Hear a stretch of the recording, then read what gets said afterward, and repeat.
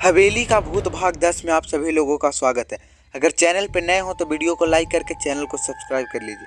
अब तक आपने सुना कि कैसे रिहाना की डायरी से सुमन और तांत्रिक बाबा ने किसी आयुष नाम के लड़का का पता चलाता है जो रिहान से प्यार करता था। अब आगे जाने बाबा जी सुमन को बताते हैं कि अगले हफ्ते पूर्णिया की रात है। इस रात सारी बुरी शक्तियाँ कमज़ोर हो जाती है और देवी शक्ति की आराधना की जाए तो बुरी शक्ति को खत्म किया जा सकता है।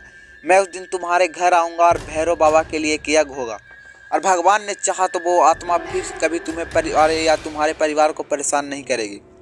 तुम अपने घर वापस जाओ और वो फिर तुमसे बात करने की कोशिश करेगी क्योंकि वो बदला लेने आई है और उसे तुम ही मुक्ति दिलवानी है। सुमन अपने घर वापस आ जाती है और अब उसे लगने लगा था कि हो न हो इस आयुष ने ही रिहान के प्यार में धोखा दिया और उसके बाद उसे मार डाला होगा। सुमन बहुत बेचैन हो जाती है और वह डायरी के पन्नों को अलट पलट करने और जानने की कोशिश करती है। तभी उस डायरी से कवर के अंदर से कुछ फोटो गिरती है। वो उसके घर के ही था। आश्चर्यचकित रह जाती है और एक फोटो में देखती है उसी हॉल में फोटो वो थोड़ा बदला हुआ नजर आ रहा था। उन फोटो में हॉल में से एक रास्ता था जहां उस दीवार थी। सुमन उस दीवार के पास जाती है और ध्यान से देखती है वो और ध्यान से उसे जैसे ही छूती है तो महसूस होता है कि दीवार नहीं एक लकड़ी का स्लाइडिंग डोर होता है जिसे वह अपनी पूरी ताकत से खोल देती है। और वह वही रास्ता जो एक बार लाइट जाने के बाद गौरा के साथ आई थी। बहुत अच्छे से जानती थी कि उस रास्ते को यही से वो डायरी मिली थी।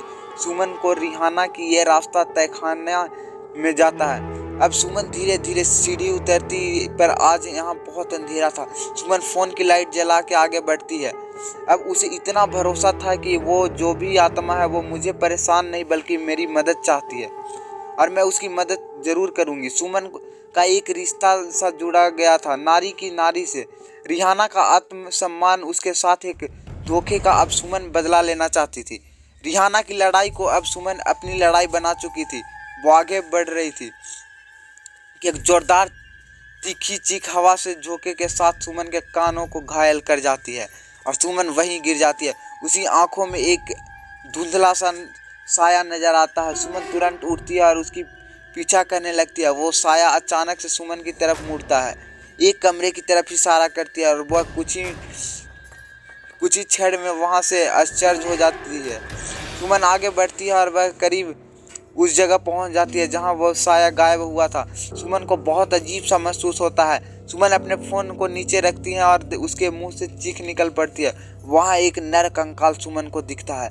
सुमन चीखते हुए सीढ़ियां चढ़ती हुई अपने घर को भागती है। उसके कानों में खून बह रहा था और उनके पति मनोज से टकरा जाती है। सुमन मनोज को सब बताती है कि आपको पता है हमारे घर में एक खुफिया रास्ता भी है जहां मैंने एक नर कंकाल भी देखा है।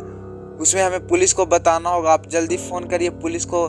पता नहीं उसमें उसे मार के हमारे घर के में छुपा दिया है जिसकी वजह से हमें मुसीबत आ पड़ी है। क्या बोले जा रही हो मुसीबत कंकाल? पुलिस शांत हो जाओ, कुछ नहीं हुआ है, सब तुम्हारे मन का वहम है। इतना कहकर मनोज अपने कमरे में चला जाता है।